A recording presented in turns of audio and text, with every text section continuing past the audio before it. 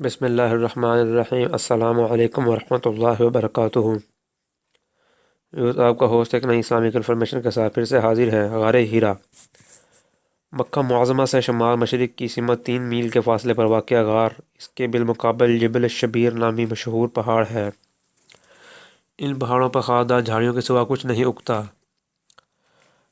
حبل شبیر سے زیادہ بلندی پر واقع جو غار ہیرا ہے، یہ حبل شبیر سے زیادہ بلندی پر واقع ہے۔ اس کے اوپر ایک سیدھی ڈھلوان اور پھسلوان چوٹی ہے۔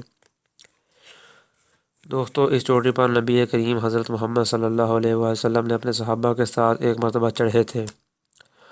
بعثت سے پہلے نبی کریم حضرت محمد صلی اللہ علیہ وآلہ وسلم اس غار میں کئی دن تک اللہ کی عبادت کیا کرتے تھے۔ جب سامان خورد و نوش ختم ہو جاتا تو آپ گھر تشریف لے آتے، پھر کھانے کا سامان لے کر واپس اسی غار میں آ جاتے اور یاد الہی میں مشغول ہو جایا کرتے تھے۔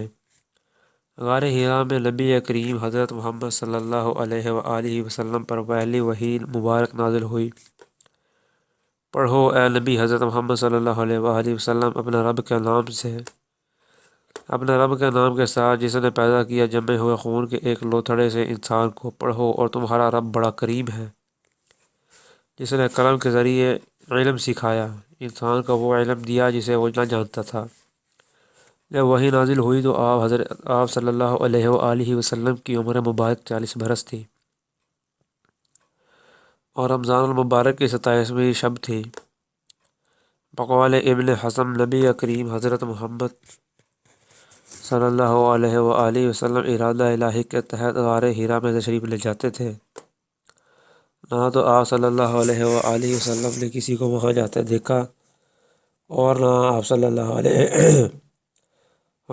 اللہ علیہ وآلہ وسلم کی تقریر کرتے۔ آج کل جو حاجی لوگ ہیں اس غار کی جو ہے زیارت کرتے ہیں۔ دوستو، اگر آپ کو ہماری انفارمیشن پسند آئے، ہمارے چینل کو سبسکرائب کریں، لائک کریں، شیئر کریں۔ اگلی ویڈیو تک اپنے رشتہ داروں کا، عزیز و اقارب کا، گرد و نواح کا خیال رکھیے۔ السلام علیکم ورحمۃ اللہ وبرکاتہ۔